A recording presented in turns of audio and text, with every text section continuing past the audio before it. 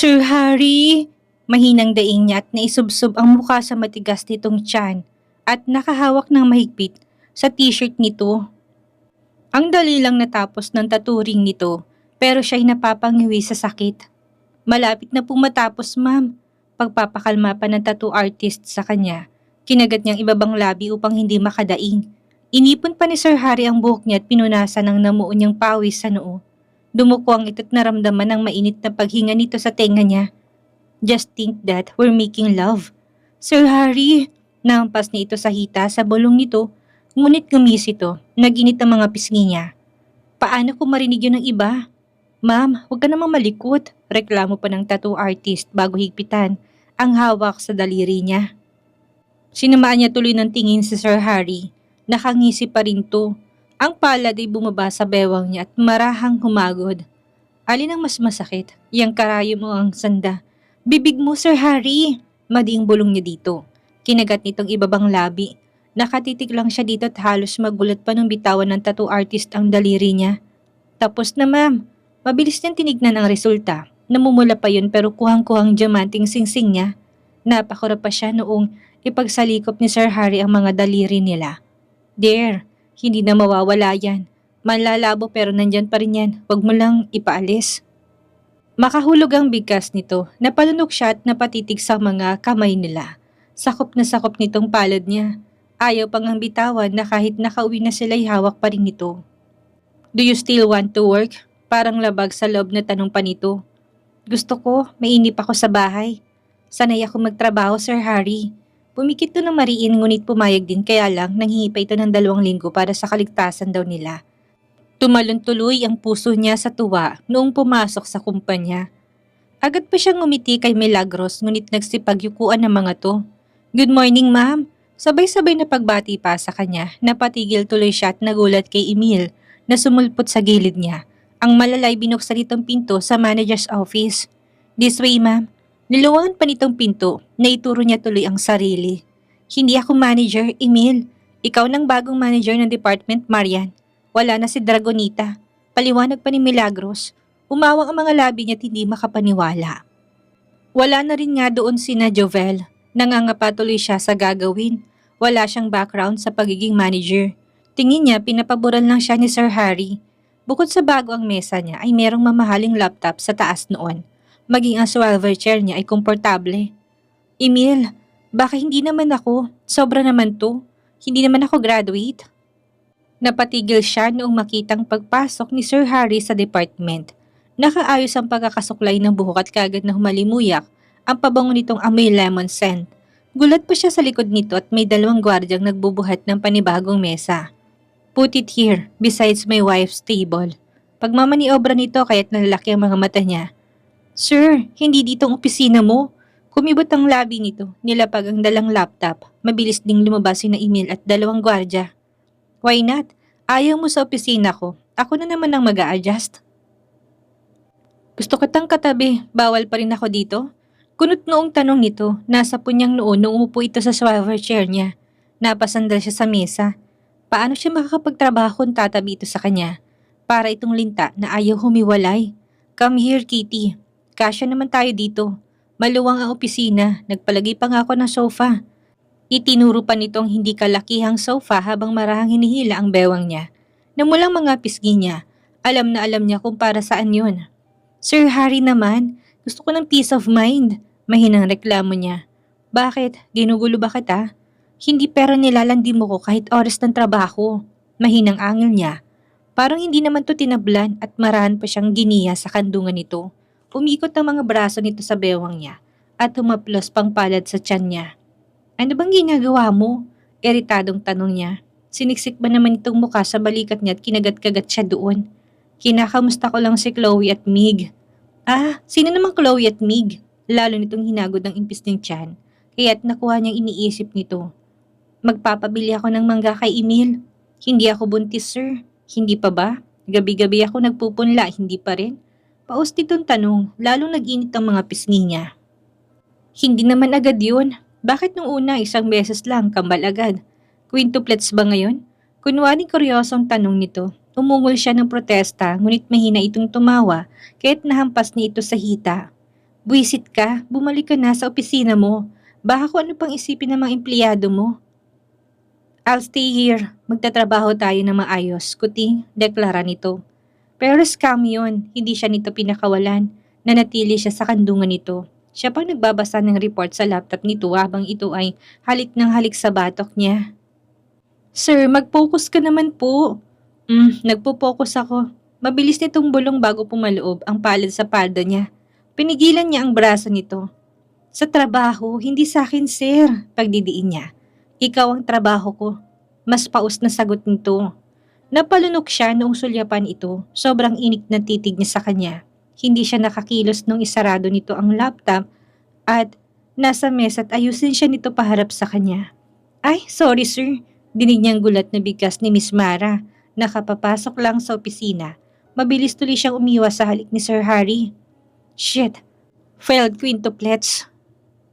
Mahina at gigil na bulong nito. Agad niya itong tinulak upang makatayo. Nahiya pa siya nung ayusin itong palda niya. Tumayo ito siyang pinaupo sa swivel chair. Sumandal ito sa mesa kaharap si Miss Mara na nakatalikod at takip ang mga mata. What is it, Mara? Parang inispan tanong ni Sir Harry. Nahihiyang humarap ang sekretarya. Sir, kasi hindi kayo naglalak ng pinto. Ano ngang kailangan mo? Sabihin mo na, sayang ang oras. Nainip na tanong nito. Nakagat niyang ibabang labi, halatang bitin ito. Namutla tuloy si Miss Mara sa kaba. Sir, kasi nasa opisina niyo si Miss Karil, kasama ang iba pang miyembro ng Alpha Omega. Oh my gosh! Congratulations, babe! Natabunan ng boses ni Miss Mara sa matinis na boses ni Miss Karil. Sa sobrang lakas ay dinig yun sa buong department. Ang walang hiya ay yumakap at tumalik pa sa pisngi ng asawa niya. Maging si Sir Harry hindi yun inaasahan. Agad naman itong nilayo si Miss Karil nung makitang matalim niyang titig. Gosh, Harry, I'm so proud of you. Ikaw nang papalit kay Albert bilang pinaka-leader ng Alpha Omega. Don't worry, susuportahan kita palagi.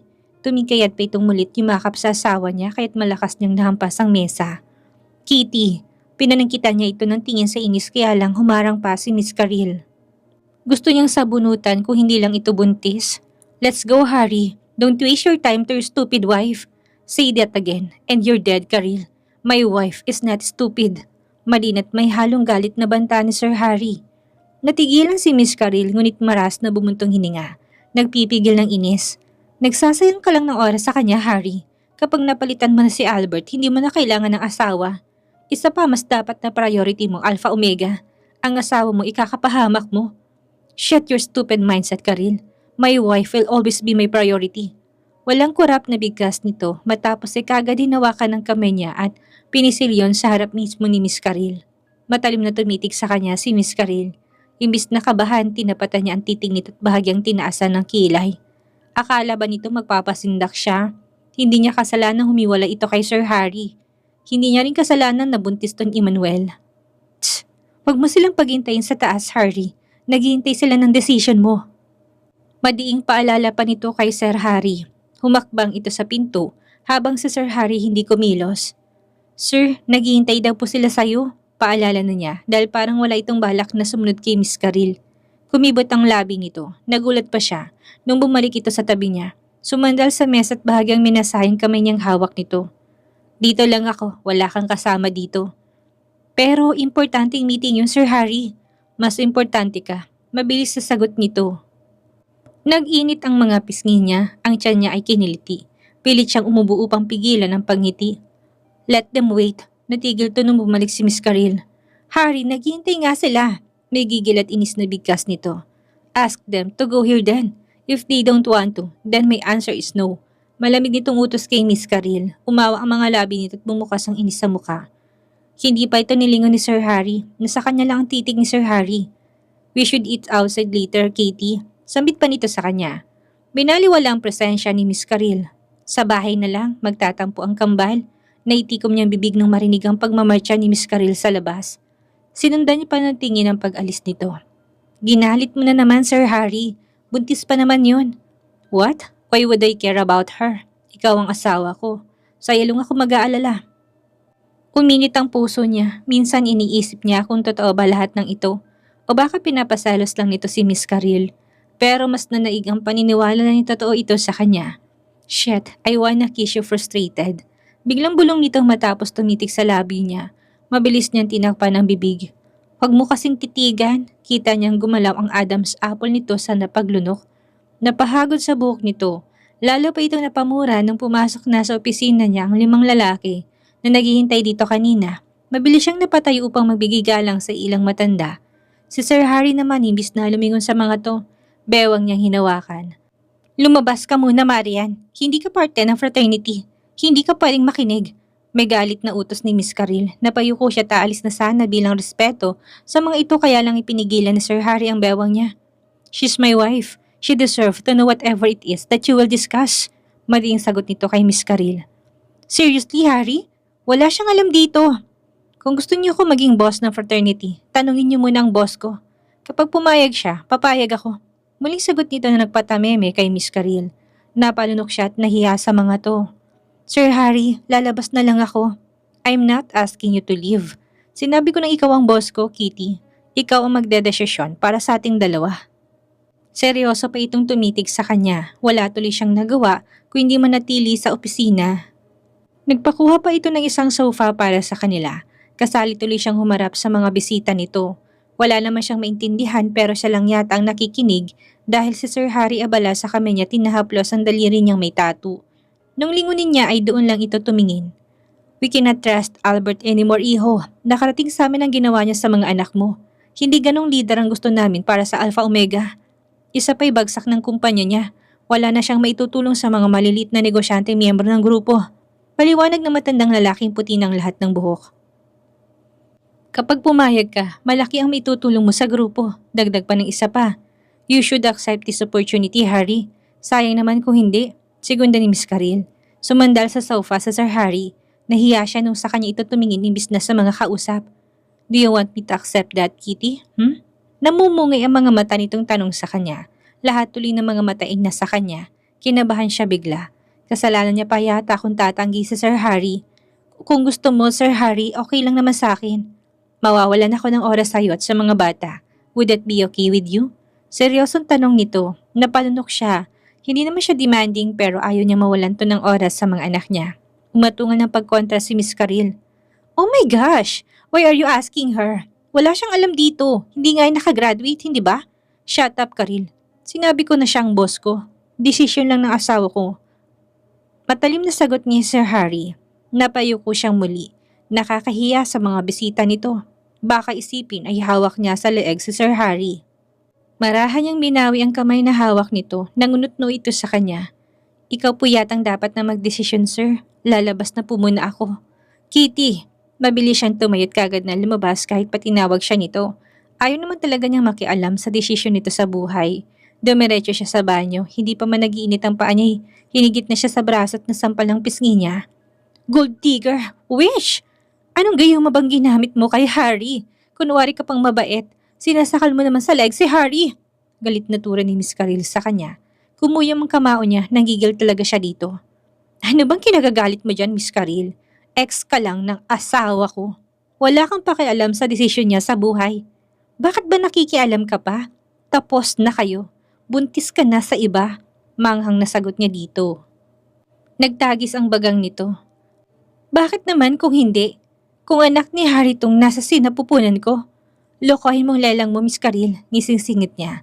Ayaw mo lang tanggapin na nakahanap na sa Sir Harry ng kapalit mo at pinakasalan pa. Tumahip ang dibdib nito at nanlisik ang titig sa kanya. Bawiin mo yung sinabi mo. Hindi siya natinag sa galit nito. Manahimik ka na lang sa bahay mo, Miss Caril. Hindi yung para kang aso na habol ng habol sa taong nakatali na. Ano ba? Iritang sigaw niya nung sabunutan siya nito. Pilit niyang hinuling mga kamay nito ngunit ang higpit ng hawak sa buhok niya. Witch! Maghihiwalay din kayo ni Harry! Babalik siya sa akin. Ituturing niyang anak ang anak ko. Mangarap ka, Miss Caril. Hindi ka babalikan ng asawa ko. Gigil na rin niyang hinilang buhok nito. Partida nagtitimpi pa siya dahil buntis ito at baka matulak niya. Nung makawala siya'y malakas na sampal ang ginawad niya dito. Ngunit muli siya nitong sinabunutan. Mamamatay ka ring babae ka! Sisiguraduhin ko yon! Sigaw nito. Sasagot pa sana siya ngunit may matitipon ng brasong yumakap sa kanyang tiyan at nag-alis ng mga kamay ni Miss Caril sa buhok niya. Harry? Tigagal na bigkas ni Miss Karil. Dinig niya ang mabigat na paghinga ni Sir Harry na tila nagpipigil ng galit. Nung iharap siya nito'y nakaigting ang panga nito at madinang titig sa pisngi niya. Okay lang ako. Umiwas siya ng tingin noong hawakan nitong panga niya. Lalong nangalit ang panga nito matapos makitang namula niyang pisngi mula sa pagkakasampal kanina ni Miss Karil. Karil! Sinaktan ako ng asawa mo, Harry! Shut up! Malakas itong sigaw na nagpasinda kay Miss Karil. Harry, simula ngayon hindi ka na pwedeng tumapak sa kumpanya ko, Karil. Ban ka na at hindi ka na pwedeng lumapit sa amin. Malamig na deklara nito na nagpa-estatwa kay Miss Karil. Albert's POV. I'm so disappointed, Albert. Pinabayaan mo na ang kumpanya. Pati position mo sa Alpha Omega, hindi mo iningatan. Malakas at galit na sigaw ng ama niya. Napayuko siya at kumuyom ang kamao. Nakasahapag sila, ngunit hindi pa siya nakakaupot, yun ang salubong sa kanya. I did my best to protect what is mine, Dad. Bigyan niyo lang ako ng oras at babawiin ko lahat kay Harry. Napatigil siya nung tumama sa mukha niya ang malamig na tubig. Malakas pa nitong ibinagsak ang basa sa mesa. It's too late, Albert. Wala na lahat sa'yo. Malamig pang sagot ng ama bago siya iwan sa hapag. Dumiin ang pagkakakuyom ng kamao niya. Kasalanan itong lahat ni Karil. Pinahamak siya nito sa plano nito. Galit siyang nagtungo sa opisina niya. Sakto kung kailan tumutunog ang cellphone niya sa tawag ni Karil. Nagtagi sa mga ngipin niya. May araw din ang babaeng ito sa kanya. Albert, pinagbawalan ako pumasok sa kumpanya ni Harry. Shit, can you do something about it? Hindi pwedeng hindi ako makakalapit sa kanya. Hilaw siyang napahalakak. Haha, serves you right. Anong sabi mo? Magkakampi tayo dito, Albert. I don't think so, Karil. You betrayed me. Ngayon umaasa kang tulungan kita matapos kong ipahamak sa plano mo. And then what? Nagsasaya ka dahil si Harry nang papalit sa akin? You know what? Magtago ka na sa bahay mo dahil kapag nakita kita, masasakal ka tang punyeta ka. Tuloy-tuloy niyang sagot dito bago patayin ang tawag. Naibagsak niya ang cellphone. Hindi pwedeng mangyari sa kanya to. Hindi pwedeng bumagsak siya ng tuluyan. Tumatahip ang dibdib niya sa galit, lalo naman nung balikan ng mga financial report ng kumpanya niya. Nasa rock bottom lahat. Idagdag pang nagsipag-alisa na ang mga investors niya, lalo na mga miyembro ng Alpha Omega ang sumusuporta sa negosyo niya. Tumalim ang titig niya, kailangan makuha na niya si Marian bago man mahuli ang lahat. Babawiin niya rin ang posisyon niya kay Harry kahit papatayin niya ito para mabawi yon. Any update about Don Ayala? Bungad niyang tanong sa investigador niya matapos yung tawagan. Sir, pinaghahanap pa rin ang anak niya. I'm doing my best to block all the other investigators. Go signal niyo na lang ang kulang. Sabihan niya lang ako kapag nakuha niyo ng anak niya para malidway ko siya papunta sa inyo. Eto na yun, makuha niya lang si Marian. Mas magiging mayaman siya kay Harry. Matatalo ito at sigurado siyang manlulumo kapag nakuha niyang asawa nito. Ilang araw niyang pinag-isipan ang plano niya. Hindi pwedeng basta-basta na lang. Sinadya niya rin na lalaking nagsuplong sa kanya kay Harry imbis na sumunod sa utos niya. Labag lahat sa rules ang gusto mo. Lumipad ang malakas niyang suntok sa bibig nito. Dumugo ang bibig nito at noong pumalag hinawakan pa ng dalawa niyang tauhan. Sir, ano na pong gagawin kay Sir Harry Roosevelt? Singit ng isa. Tigilan mo na si Harry X. Singit ng swail niyang tauhan. Naginit ang ulo niya at kaagad na kinuwang baril. Umalingaw-ngaw ang tunog noon matapos niyang iputok sa ulo nito. Umikot ang mga mata nito bago bumagsak sa sahig. Walang kumibos sa dalawa niya pang tauhan. Linisin niya yan. Subukan niya rin kumanta kay Harry at ibabaon ko kayo sa lupa ng buhay. Malamig niyang banta. Copy, sir. Mananahimik po kami. Aalis na sana siya, ngunit may naalala kahit bumaling siya sa dalawa. Hanapin yung sasakyan ni Harry. Siguraduhin yung nasa loob siya. Durugin yung sasakyan hanggang sa mamatay siya. Malamig niyang utos sa mga ito. Lahat ng paraan gagawin niya, mawala lang si Harry sa landas niya. Harry's POV.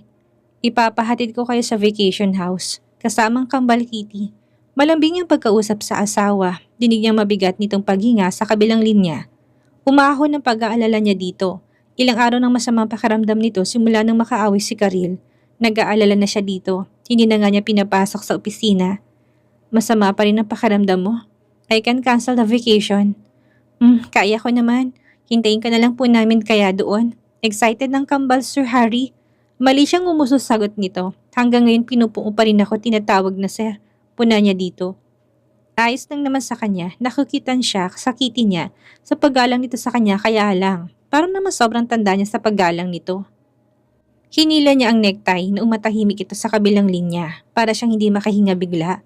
Well, I love it that you're moaning, Sir Harry. Sir naman, hindi ako sanay na hindi ka tinatawag ng ganon. Umangat ang gilid ng labi niya, sigurado siyang namumula ng mga pisngi nito. Kung katabi niya lang ito, kakagatin niya to. Adik na adik siya dito. Amoy pa lang nito'y nagbubuang na siya, lalo naman kapag umuulos siya sa pagitan ng mga hita nito. Napapaungol siya sa naisip at nanikip ang pantalon niya. Ilang araw na rin naman na yakap lang ang ginagawa nila. Gusto niya nga itong magpahinga pero hindi niya alam kung makakatagal siya nang hindi pumapatong dito. Kitty, I miss you. Paus niyang bulong. Mas lalo itong natahimik sa kabilang linya, ilang minuto pa bago nagsalita. Pwede naman na, Sir Harry, okay naman na ako. Ikaw lang naman ang nagtitiis dyan, mahinang sagot nito. Nakagat niyang ibabang labi, lalo tuloy siyang nasabik na makita to. Hindi naman siya ipipilit ang gusto lalo na kapag nakita niya hindi pa ito maayos. Namiss niya lang talaga ito at baka mamaya mahigpit niyang yayakapin. Sige na, Sir Harry, pupunta na kami ng mga anak mo doon. Ingat ka. Sure, Kitty, give me a kiss. Nagsalubong ang kilay niya nang babaan siya nito ng tawag, kumibot ang labi niya. Stubborn woman. Bulong niya sa hangin at nangingiting napailing. Hindi niya alam kung naiilang pa ito sa kanya o sobrang nahihiya lang. This woman is giving him chills. Parang hindi na niya kayang hindi ito hawak. At kahit tinanggap niya ang offer ng Alpha Omega, ang asawa at ang mga anak niya pa rin ang una sa listahan niya. Excited pa siyang nagpaayos ng kwarto vacation na pupuntahan nila. Sir, with scented candles po ang lights? Yes, please. And another room for my twins. I want steak as well for our dinner. Pakiready na lang at darating na dyan ang asawa at mga anak ko. Utos pa niya bago sumakay sa sasakyan. Noted, sir, kami na pong bahala. Enjoy your night. Hindi niya mapigil ng ngiti dahil doon. Makailang beses niya pang tinawagan ng tauhan niya kung hinatid ng asawa at mga anak niya. Noong makumpirmay gusto na lang niyang lumipad sa lugar na yon. Bahagya niya binilisan ng sasakyan. Ilang beses pa siyang sumilip sa oras. Kapati siyang darating siya sa tamang oras ngunit nangunot ang noo niya matapos subukang ilikong sasakyan pero ayaw kumagat. Shit! Napamura siya at gusto din itong ipreno kaya lang ayaw talaga. Bahagyang dumagungdong ang dibdib niya. Humigpit ang hawak sa manibela, sinubukang bagalan yon. Napalunok siya at pilit sinusubukang iliko yon kaya lang nanlambot siya sa malaking sasakyang papasalubong sa kanya. Isa yung malaking truck. Shit! Kabadong mura niya nung makitang ngumisi sa kanyang driver. He knew he was the target. Dumilim ang titig niya dito at pilit inabot ang cellphone upang tawagan ang asawa niya. Dati hindi siya takot mamatay pero ngayon naisip niyang asawa at mga anak. Sir Harry, nandito na kami, bungad ng asawa niya. Mara siyang huminga habang papalapit ang sasakyan niya sa papasalubong na sasakyan. Ayaw pa ring lumiko nun. Kitty. Tumilapon ng cellphone niya matapos maramdaman ng malakas na impact ng pagkakabangga ng sasakyan niya. Ano kayang mangyayari kay Harry? Makaligtas kaya siya sa siguradong kapahamakan? Magtagumpay kaya si Albert na mapapagsak si Harry at makuha si Marian? Yan ang ating aalamin sa susunod nating kabanata.